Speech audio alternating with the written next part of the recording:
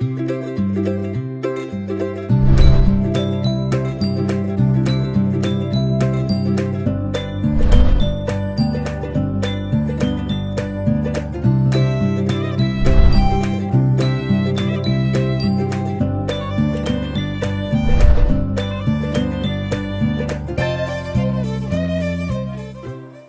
सनातन कुमार यादव, कस्तूरबा गांधी बालिका विद्यालय पदमा से क्लास 10। मैं आज फिर इम्पोर्टेंट क्वेश्चन आप लोग को बता रहा हूं, जो एग्ज़ाम के लिए बहुत ज़रूरी है और एग्ज़ाम में आने की संभावना है। क्योंकि सरकार ने लॉकडाउन के चलते सिलेबस को छोटा कर रही है और इम्पोर्टेंट क्वेश्चन पढ़ने की सलाह दे रही है, ऐसा मालूम हुआ है। तो हम भी आप लोगों को उसी तरह से इम्पोर्टेंट क्वेश्चन बता रहे हैं, समझा रहे हैं, जो आपके एग्ज़ाम के लिए बहुत ही ज़रूरी है। तो देखिए, सबसे पहले हम समझा रहे हैं कि एक क्वेश्चन पीएच मान से आप क्या समझते हैं। पहले इस क्वेश्चन को समझिए, उसके बाद हम इसको समझाएंगे। ठीक है, समझिए पीएच मान से क्या समझते हैं। हम आंसर को अपने ढंग से समझा रहे हैं, उसके बाद हम बुक के हिसाब से चलेंगे। दोनों का मिक्सिंग रहेगा तो आपको अच्छा तरह से समझ में आएगा। देखिए, कोई घोल है, मान लीजिए कोई भी घोल तो जान रहे हैं आप लोग, किसी चीज़ को घोला हुआ चीज़। तो किसी भी घोल में हाइड्रोजन आयन की जो सांद्रता होती है उसको हम लोग बोलते हैं पीएच। यानी कि पीएच यह बताता है, किसी विलयन का पीएच, घोल का पीएच यह बताता है कि उस विलयन में हाइड्रोजन आयन की सांद्रता कितनी है। जिस विलयन की हाइड्रोजन आयन की सांद्रता जितनी होगी, उसका पीएच मान उतना अधिक होगा। दूसरे शब्दों में हम कह सकते हैं कि किसी घोल का पीएच का मान जो होता है 10 के ऋणात्मक घात की वह संख्या है जो उस घोल का हाइड्रोजन आयन सांद्रण प्रकट करता है। अभी हमने बताया, यानी कि किसी विलयन का, यानी कि घोल का जो पीएच का मान होता है वो यह बताता है कि उसमें हाइड्रोजन आयन की सांद्रता कितनी है। सांद्रता का मतलब गाढ़ापन।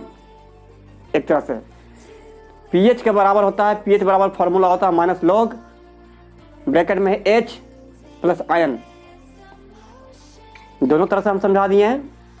अब देखिए पीएच स्केल किसे कहते हैं। स्केल, आप लोग स्केल का मतलब समझ रहे हैं।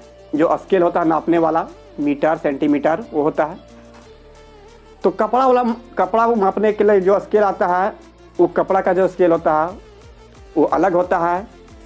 दूरी मापने का जो स्केल होता है वो अलग होता है। ठीक इसी तरह से एक पीएच स्केल होता है जो हाइड्रोजन आयन की सांद्रता को मापता है।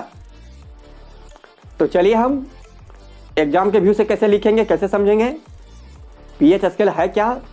पीएच स्केल एक ऐसा स्केल है जो हाइड्रोजन आयन की सांद्रता को बताती है कि हाइड्रोजन आयन की सांद्रता कितनी है। यहां देखिए, किसी विलयन में उपस्थित हाइड्रोजन आयन की सांद्रता ज्ञात करने के लिए एक स्केल विकसित किया गया, मतलब एक स्केल बनाया गया है, जिसे हम लोग पीएच स्केल कहते हैं। फिर से एक बार, पीएच स्केल एक ऐसा स्केल है जिसके द्वारा हम हाइड्रोजन आयन की सांद्रता को हम मापते हैं कि किसी विलयन में हाइड्रोजन आयन की सांद्रता कितनी है।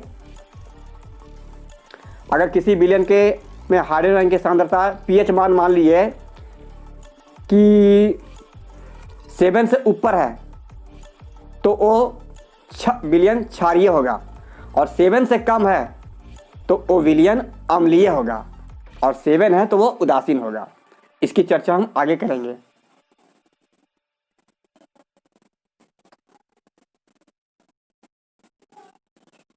इस क्वेश्चन को हम समझा चुके हैं, इस क्वेश्चन को भी हम समझा चुके हैं पिछले वीडियो में। ये क्वेश्चन में आ जाइए। यहाँ देखिए, ताज़ा दूध का पीएच का मान 6 होता है। दही बन जाने पर पीएच के मान में क्या परिवर्तन होगा। अभी हम बताएं कि पीएच क्या है, पीएच स्केल क्या है। पीएच स्केल से पीएच मापते हैं, यानी कि हाइड्रोजन आयन की सांद्रता मापते हैं किसी विलयन की। तो दूध का भी पीएच मान होता है। हमारा लार जो होता है उसका भी पीएच होता है। हमारा जो ब्लड होता है उसमें भी पीएच होता है, पीएच मान होता है उसका। तो ताज़ा दूध का पीएच मान 6 होता है, और जब दही बन जाता है तो उसका पीएच में क्या चेंजिंग होगा, क्या परिवर्तन होगा, यही क्वेश्चन कह रहा है। तो समझिए, हम जानते हैं कि दूध में लैक्टिक अम्ल होता है। कौन सा अम्ल होता है? लैक्टिक अम्ल। देखिए, और जब दूध से दही बन जाता है तो वो क्या होता है? वो अधिक अम्लीय हो जाता है। क्या होता है? अम्लीय हो जाता है, ज़्यादा अम्लीय हो जाता है। तो ज़्यादा अम्लीय हो जाता है, इसलिए इसका पीएच का मान 6 से कम हो जाएगा, 6 से कम हो जाएगा। कहने का मतलब है जिस विलयन का पीएच मान जितना अधिक होगा, फिर से समझिए, हम एक ही क्वेश्चन को बार बार रिपीट इसलिए कर रहे हैं ताकि आपको अच्छा से समझ में आए। हम जानते हैं कि दूध में लैक्टिक अम्ल होता है, और जब दूध से दही बन जाता है तो अधिक अम्लीय हो जाता है, यानी कि अम्ल की मात्रा उसमें अधिक हो जाती है, इसलिए पीएच का मान 6 से कम हो जाता है, 6 से कम हो जाएगा। पीएच का मान घटेगा, इसका मतलब वो अधिक अम्लीय होगा। पीएच का मान बढ़ेगा, इसका मतलब वो क्षारीय की ओर जाएगा।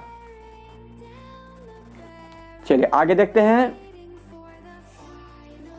प्रति अम्ल एंटासिड क्या है, इसके उदाहरण दे।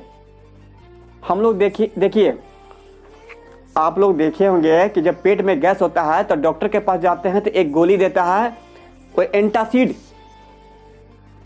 वो चबाने वाली गोली या चूस के खाने वाली गोली। बहुत से लोग खाए भी होंगे।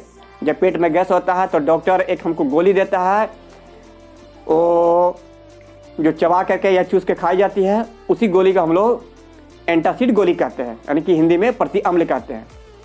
उस गोली से क्या होता है, हमारे पेट के अंदर में जो गैस होता है वो ठीक हो जाता है। तो चलिए, ये तो हम बताएं साइड से। अब थोड़ा सा डिफरेंट वे से, मतलब आपके बुक के अनुसार चलते हैं। तो पीएच एंटासिड क्या है? एंटासिड एक क्या है? मंद क्षारक है। मंद का मतलब धीमा, क्षारक होता है, क्षार होता है।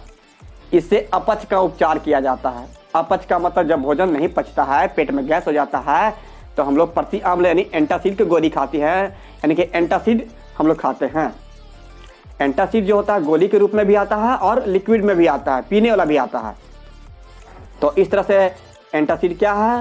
प्रति अम्ल क्या है? एक क्षार होता है जिससे हम लोग अपच का है, यानी कि जब भोजन नहीं पचता है तो उसका हम लोग उपचार करते हैं।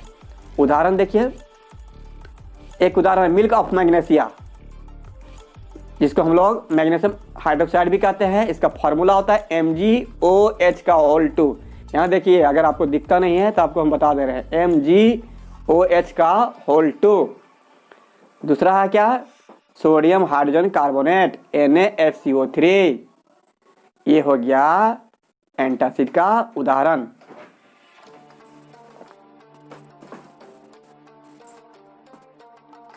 एक क्वेश्चन देखिए, एक ग्वाला ताजे दूध में थोड़ा बेकिंग सोडा मिलाता है।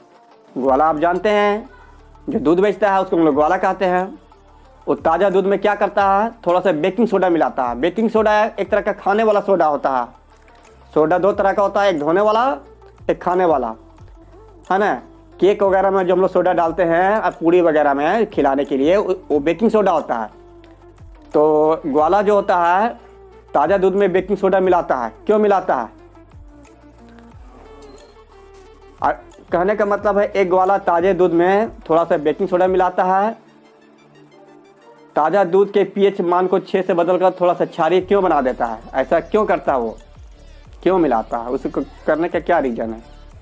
हम जानते हैं कि जो बेकिंग सोडा है, खाने वाला सोडा, उसकी प्रकृति क्षारीय होती है, यानी वो क्षार होता है। क्षार हमने पढ़ा ना, एक अम्ल एक क्षार, तो क्षारीय होता है। जब बेकिंग सोडा को दूध में मिलाया जाता है तो दूध की प्रकृति क्षारीय हो जाती है। दूध का नेचर, दूध का स्वभाव कैसा हो जाता है? क्षारीय हो जाता है। तो क्षारीय बनाने के लिए हम उसको ऐसा हम करते हैं। दूध को दही बनने में अधिक समय क्यों लगता है? बेकिंग सोडा मिलाने से दूध की प्रकृति क्षारीय हो जाती है, जो इसे जल्द खट्टा होने या अम्लीय होने या दही बनने से रोकती है। इसलिए दूध को दही बनने में अधिक समय लगता है। ये सब क्वेश्चन बहुत भारी क्वेश्चन नहीं है, इसको आप लोग अपने भी समझ सकते हैं।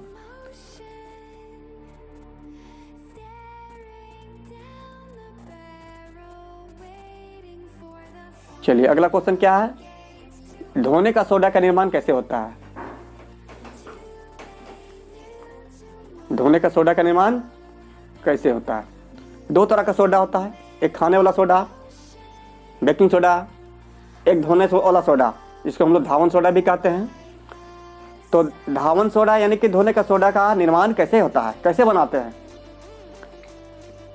बेकिंग सोडा जिसका फॉर्मूला होता है NaHCO3 को जब हम गर्म करते हैं तो सोडियम कार्बोनेट बनता है। क्या बनता है, सोडियम कार्बोनेट। देखिए हम लिखे हैं ना, अब इसका रिएक्शन देखिए, ये NaHCO3 क्या है, बेकिंग सोडा है। इसको जब हम गर्म किए तो क्या बना, सोडियम कार्बोनेट बना। Na2CO3 किसका फॉर्मूला है, सोडियम कार्बोनेट का। और H2O मतलब जल बना। और CO2 कार्बन डाइऑक्साइड बना। अब इस तरह से जो हमको सोडियम कार्बोनेट जो प्राप्त हुआ उसको जल से हम क्रिस्टलीकृत करते हैं, यानी कि पानी में मिलाते हैं। मिलाने से धोने वाला सोडा हमें प्राप्त होता है।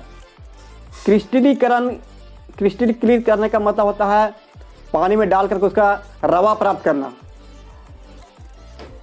क्रिस्टलीकृत का मतलब समझिए, किसी चीज को हम रवा के रूप में जब प्राप्त करते हैं, रवा कण के रूप में, किसके रूप में, कण के रूप में।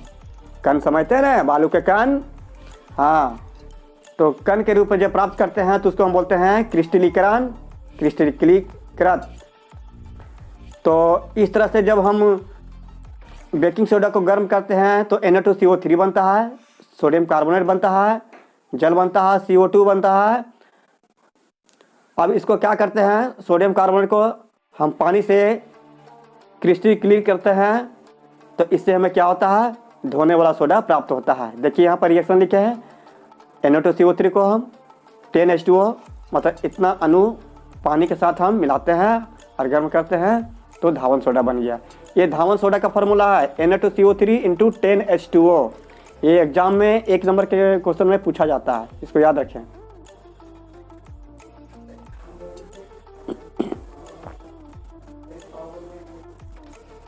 क्वेश्चन है, धोने का सोडे का 2 उपयोग बताएं।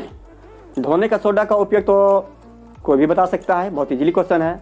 सबसे पहले धोने का सोडा का जो उपयोग होता है, हम लोग क्या करते हैं, घरों में साफ सफाई के लिए यूज करते हैं, कपड़े को साफ करने के लिए यूज करते हैं। धोने वाला सोडा, पुराने ज़माने में सोडा का यूज बहुत ज़्यादा होता था धोने के रूप में। आजकल तो साबुन वगैरह निकल गया है, बहुत तरह का साबुन। लेकिन पहले क्या था, सोडा से गाँव में कपड़ों की सफाई की जाती थी, अभी भी की जाती है।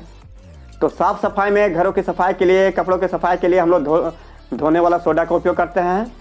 दूसरा इसका काम क्या है, जल की अस्थायी कठोरता को हटाने के लिए। ये क्या होता है कठोरता, समझिए।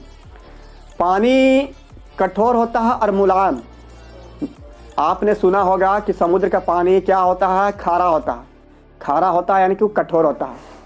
उसमें हम उस पानी से हम कपड़ा साफ करेंगे तो झाग नहीं देगा, आसानी से झाग नहीं देगा और कपड़ा साफ नहीं होगा। यानी कि वो कठोर है। कैसा पानी है वो, समुद्र का पानी कठोर पानी है। तो जल की जो अस्थायी कठोरता हुआ, कठोर पानी का जो होता है उसकी अस्थायी कठोरता को हटाने के लिए हम धोने का सोडा का हम प्रयोग करते हैं। किन्हीं 2 जल योजित लवण के नाम, सूत्र और रंग को लिखें। जल योजित लवण का मतलब होता है पानी वाला जल से मिला हुआ लवण। तो पहला क्या है, धावन सोडा। इसका सूत्र क्या है, Na2CO3 इंटू यहाँ पे है पॉइंट दिया हुआ यहाँ पे 10H2O। इसका रंग सफेद होता है। दूसरा है कॉपर सल्फेट, इसका फॉर्मूला होता है CuSO4 × 5H2O, रंग होता है इसका नीला। चलिए इस तरह से हम इतना क्वेश्चन किए हैं। अब अगला क्वेश्चन क्या है, विरंजक चूर्ण किस प्रकार बनाया जाता है, इसके उपयोग लिखें। हम जो समझा रहे हैं तो हमारी बातों को सुन करके भी आप नोट्स बना सकते हैं, वीडियो को रोक करके, और लिखा हुआ तो है ही, उसको भी देख के बना सकते हैं। जैसे आपको अच्छा लग रहा है बनाइए, समझते जाइए। और क्योंकि हम जो समझा रहे हैं वो किताब को एक आधार बना करके हम अपने स्तर से समझा रहे हैं। विरंजक चूर्ण क्या होता है? आप लोग देखे हैं विरंजक चूर्ण? देखे हैं? अरे वही ब्लीचिंग पाउडर जिसको कुआं में हम लोग डालते हैं, कुआं में डालते हैं, कुआं के पानी में डालते हैं साफ करने के लिए, कीटाणु मारने के लिए। तो वो जो ब्लीचिंग पाउडर देखिए यहाँ लिख दिए हैं इंग्लिश में, हम विरंजक चूर्ण को ब्लीचिंग पाउडर कहते हैं। अरे हम लोग को स्कूल वगैरह में भी तो ब्लीचिंग पाउडर मिलता है, आप लोग तो जान रहे हैं। तो विरंजक चूर्ण कैसे बनता है और इसका काम क्या है? देखिए, शुष्क बुझा हुआ चूना, शुष्क का मतलब होता है सूखा, बुझा हुआ चूना, जिसका फॉर्मूला होता है CaOH का होल 2। इस पर जब हम क्लोरीन गैस डालते हैं, यानी क्लोरीन गैस की प्रतिक्रिया कराते हैं, क्रिया कराते हैं, तो विरंजक चूर्ण का निर्माण होता है। फिर से एक बार, अरे शुष्क बुझा हुआ चूना जो है ना, चूना तो आप लोग देखे हैं, इसका फॉर्मूला CaOH का होल 2 होता है, बुझा हुआ चूना का। इस पर क्लोरीन गैस हम प्रवाहित करते हैं, क्लोरीन गैस डालते हैं, तो क्लोरीन गैस डालते हैं तो क्या बनता है? विरंजक चूर्ण का निर्माण होता है, ब्लीचिंग पाउडर। देखिए CaOH का होल 2 शुष्क बुझा हुआ चूना है, शुष्क मतलब सूखा हुआ। Cl2 किसका है फॉर्मूला है? ये क्लोरीन गैस का फॉर्मूला है। इतना डिग्री पर हम प्रतिक्रिया कराते हैं तो क्या बनता है? CaOCl2। ये विरंजक चूर्ण का फॉर्मूला है। ऑब्जेक्टिव क्वेश्चन में भी पूछता है, इसको याद कर लें इसको अच्छी तरह से। प्लस H2O जल। अब इसका विरंजक चूर्ण का काम क्या है, उपयोग क्या है? पहला काम तो आप लोग जान रहे हैं कि कुआं के पानी में हम लोग डालते हैं कीटाणु मारने के लिए। क्या मारने के लिए? कीटाणु मारने के लिए, ताकि पानी जो हम लोग के पीने के लायक बन जाए। ये तो सबको जानता है। पहला इसका देखिए, कपड़ों के विरंजन के लिए। कपड़ों के विरंजन, विरंजन का मतलब होता है कलर हटाना। फैक्ट्री वगैरह में नहीं सॉरी, जब कपड़ों की, इसको पहले इस पॉइंट को समझिए, उसके बाद हम इसको समझाएंगे। पहला पॉइंट आप लिखिएगा, पीने वाले पानी को जीवाणु से मुक्त करने के लिए, रोगाणुनाशक के रूप में, यानी कि पीने वाले पानी को कि जो कीटाणु होता है, रोगाणु होता है, उसको मारने के लिए हम विरंजक चूर्ण उसमें हम डालते हैं। दूसरा क्या? रासायनिक उद्योगों में एक उपचायक के रूप में होता है। क्या होता है? उपचायक के रूप में। उपचायक क्या है, इसका डिटेल आप पढ़िएगा, किसी और वीडियो में हम बताएंगे। कपड़ों के विरंजन के लिए, कपड़ों के विरंजन के लिए कपड़े में दाग धब्बा जब होता है ना, तो उसको हटाने के लिए हम क्या करते हैं? ब्लीचिंग पाउडर का इस्तेमाल करते हैं। चलिए अगला क्वेश्चन क्या है? विरंजक चूर्ण पीने वाले जल के स्रोत में क्यों डाला जाता है? अभी हम बताएं कि ब्लीचिंग जो पाउडर है, विरंजक चूर्ण हिंदी में कहते हैं, उसको पीने वाला पानी में डालते हैं। पीने वाला पानी में डालने से उसके कीटाणु जो होते हैं मर जाते हैं, और वो पानी क्या होता है, वो जल क्या होता है? शुद्ध हो जाता है। क्या हो जाता है? उसका शुद्धिकरण हो जाता है। तो इस तरह से हम विरंजक चूर्ण को पीने वाला पानी में डालते हैं, उसको कीटाणु को मारने के लिए। एक क्वेश्चन देखिए, बेकिंग सोडा किस प्रकार तैयार किया जाता है? खाने वाला सोडा, बेकिंग सोडा। इस क्वेश्चन को हम आगे बताएंगे किसी दूसरे नोट से। बेकिंग सोडा का 2 उपयोग बतावें। बेकिंग सोडा के 2 उपयोग हैं बेकिंग पाउडर बनाने में। समझिए, फिर से समझिए। अरे जो बेकिंग सोडा होता है ना, खाने वाला सोडा, उसको क्या करते हैं? पूड़ी में हम लोग डालते हैं, घर में पकवान बनता है तो उसमें डालते हैं, केक में डालते हैं, बेकिंग पाउडर बना करके, उसको पाउडर बना करके, ताकि पूड़ी जो है, केक है और पकवान जो है सो खास्ता बने और खिले। तो उसमें हम इस्तेमाल करते हैं उसका बेकिंग पाउडर बना करके, उसमें डालते हैं ताकि वो खास्ता बने और खिले। हम आंसर को अपने तरह से समझा रहे हैं, आप लोग जैसे अच्छा हो वैसे आप लिखें। मेरी बातों को सुनकर नोट्स बनावें और वहाँ भी देख के बनावें। दूसरा है इसका यूज सोडा अम्ल अग्निशामक में। सोडा अम्ल अग्निशामक क्या होता है? अग्निशामक का मतलब होता है अग्नि बुझाने के काम। अग्निशामक मतलब अग्नि बुझाना। तो इसका ये सोडा अम्ल अग्निशामक क्या है, इसका डिटेल हम किसी और जगह बताएंगे। फिलहाल अभी आप दो उपयोग इसको जाना है कि बेकिंग पाउडर बनाते हैं। बेकिंग पाउडर बना करके हम क्या करते हैं, पूड़ी में, केक में, पुआ पकवान में हम लोग डालते हैं उसको खिलाने के लिए और खासा बनाने के लिए।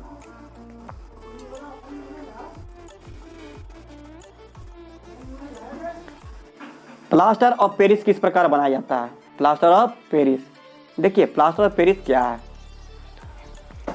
जब हम लोग का हड्डी टूट जाता है हाथ वगैरह का किसी का, तो डॉक्टर के पास जाते हैं तो क्या करता है वो? प्लास्टर करता है। क्या करता है? प्लास्टर करता है। तो वो प्लास्टर जो करता है ना, वो सादा रंग का जो होता है पेस्ट जैसा, वही है प्लास्टर ऑफ पेरिस। तो ये बनता कैसे है? पहले देखिए, जिप्सम को, जिप्सम एक पदार्थ है। क्या है? जिप्सम एक पदार्थ है।